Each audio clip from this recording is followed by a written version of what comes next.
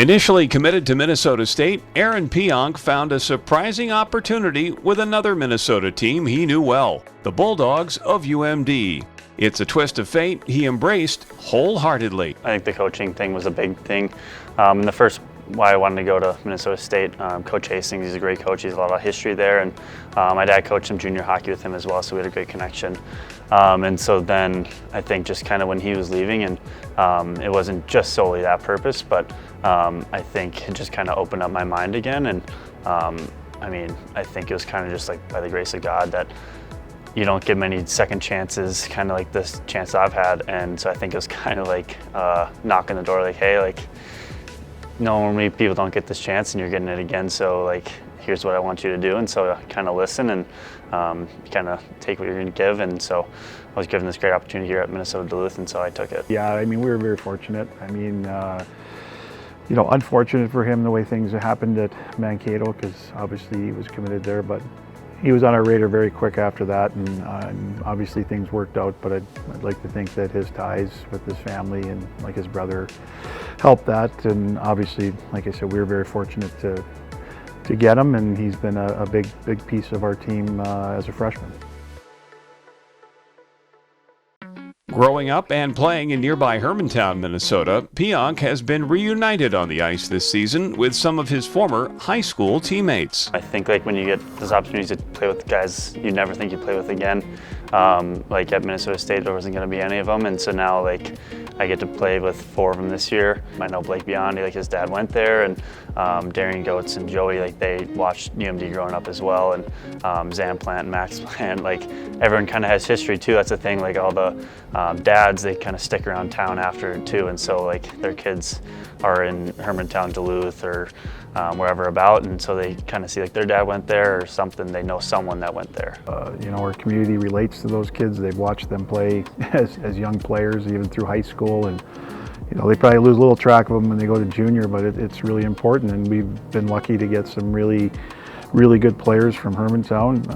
Obviously a couple players from Hibbing, where I'm from, and Scotty Perunovich and Adam Johnson, and you know, those are important pieces. People want to watch those kids play. As the youngest of 5 brothers, Aaron is following closely in the footsteps of his older brother, Neil, a former Bulldog who's now playing in the NHL with the Winnipeg Jets. I did go to a lot of his games growing up.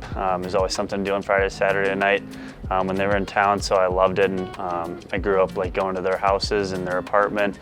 And it's funny, like I live in the same apartment my freshman year as he lived in freshman year, so it's really cool in that aspect as well. Like a lot of the same things, I'm seeing it from the other side now, and I get to living it out. Like as when I was that age, like watching him, it was a dream of mine. It's a real tight-knit family, a very athletic family. Those kids have, you know, grown up beating each other up and playing every sport, but they've got great disciplines. I think Scott and Karen have done a great job, you know, raising those kids with good values and strong work ethic.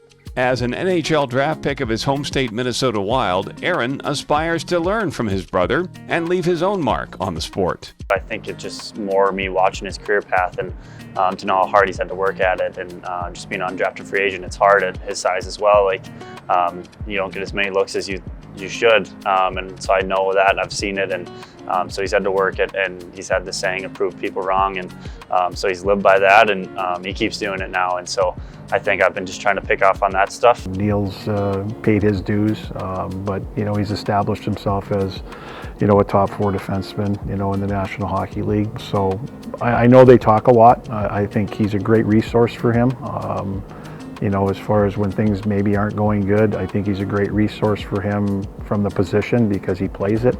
And Aaron's still learning that, so what a great mentor to have. Transitioning from a forward to a defenseman only a couple of years ago, Pionk has navigated the challenges of a position change to emerge as a key contributor on the blue line. And my dad kind of always gave me a little bump of like, hey, like think about this, like defenseman, I kind of see it in your blood, and obviously I'm with my brother Neil, so I think they just kind of saw something in me that maybe I didn't see, and so they kind of pushed it for me all the time, and so then finally made that decision. And it was tough, yeah. I mean, obviously, like when you make a decision, especially later in your career, like it's going to be tough. There's going to be challenges, but I think just having an open mind about it and like kind of giving everything you have towards it, Despite this season's ups and downs, Pionk and the Bulldogs are eager to get the program back on track. He's a winner.